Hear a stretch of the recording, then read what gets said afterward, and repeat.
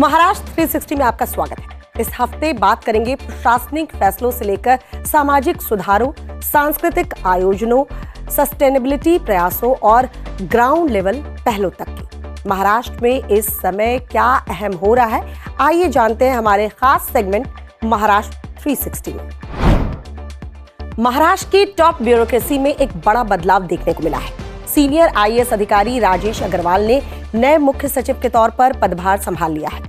अनुभवी और संतुलित प्रशासक माने जाने वाले अग्रवाल ऐसे वक्त में ये जिम्मेदारी ले रहे हैं जब राज्य बड़े इंफ्रास्ट्रक्चर प्रोजेक्ट्स और कई महत्वपूर्ण सुधारों को आगे बढ़ा रहा है। उनकी नियुक्ति से उम्मीद है कि कामकाज में निरंतरता बनी रहेगी, विभागों के बीच तालमेल और मजबूत होगा और गवर्नेंस में एफिशिएंसी को और मजबूती मिलेगी।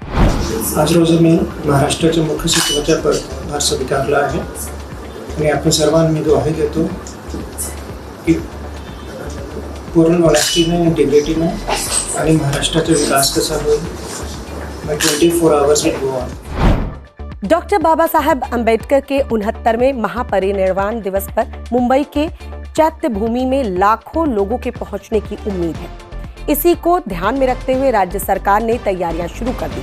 राजभवन में आयोजित एक कार्यक्रम में राज्यपाल आचार्य देवव्रत ने विजिटर्स के लिए तैयार किया गया पोस्टर और सूचना ब्रोशर जारी किया है। ये ब्रोशर भीड़ के बीच आवाजाही को आसान बनाने, सुरक्षित सुनिश्चित करने और जरूरी जानकारी देने के लिए बनाया गया है।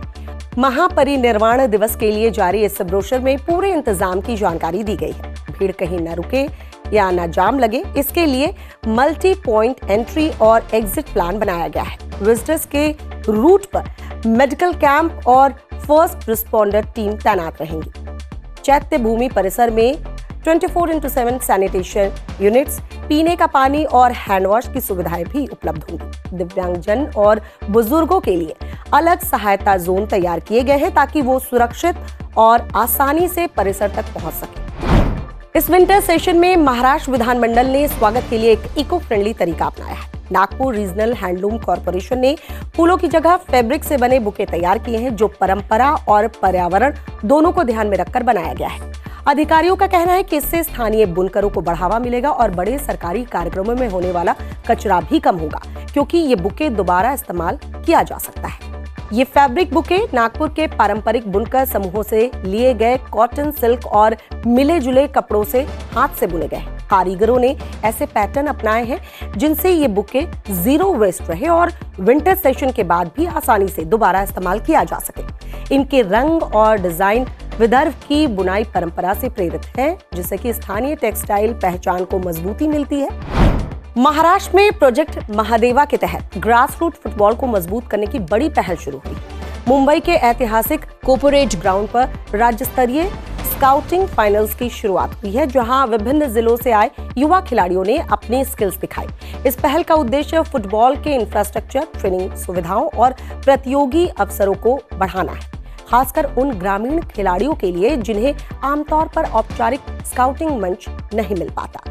चुने गए 60 लड़कों और लड़कियों के लिए एक स्पेशल ट्रेनिंग प्रोग्राम शुरू किया जा रहा है। खिलाड़ियों का चयन 3 स्तरीय स्काउटिंग सिस्टम के आधार पर किया गया है, पहले गांव में, फिर जिला मुकाबलों में और आखिर में राज्य फाइनल्स में। चयन के दौरान एथलीट्स को उनकी स्पीड, तकनीक, खेल की समझ और स्टैमिना पर परखा गया है। बेहतरीन प्रदर्शन करने वाले खिलाड़ियों को महाराष्ट्र इंस्टीट्यूट फॉर ट्रांसफॉर्मेशन मित्रा से जुड़ी एडवांस ट्रेनिंग अकेडमियों में जगह मिलेगी। महिला एवं बाल विकास विभाग ने पूरे महाराष्ट्र के सभी ऑफिसों को यौन उत्पीड़न रोकथाम अधिनियम का सख्ती से पालन करने का निर्देश दिया है। विभाग की कमिश्नर नैना ने सरकारी विभागों, सेमी गवर्नमेंट संस्थानों और निजी संगठनों से अपील की है कि वो पॉश एक्ट को कड़ाई से लागू करें। पॉश एक्ट के मुताबिक 10 या उससे ज्यादा कर्मचारियों वाले हर कार्यस्थल पर एक इंटरनल कमेटी बनाना जरूरी है। इस कमेटी में कम से कम एक एक्सटर्नल एक्सपर्ट या किसी एनजीओ का प्रतिनिधि शामिल होना चाहिए। कमेटी को हर शिकायत की जांच 90 दिनों के भीतर पूरी करनी होती है और संस्थानों को अपनी सालाना रिपोर्ट जिला अधिकारी को भेजनी होती है। तो ये थे इस हफ्ते के सभी खास और बड़े अपडेट्स महाराष्ट्र 360 में। अगले हफ्ते फिर मुलाकात होगी, तब तक के लिए अपना ख्याल रखें।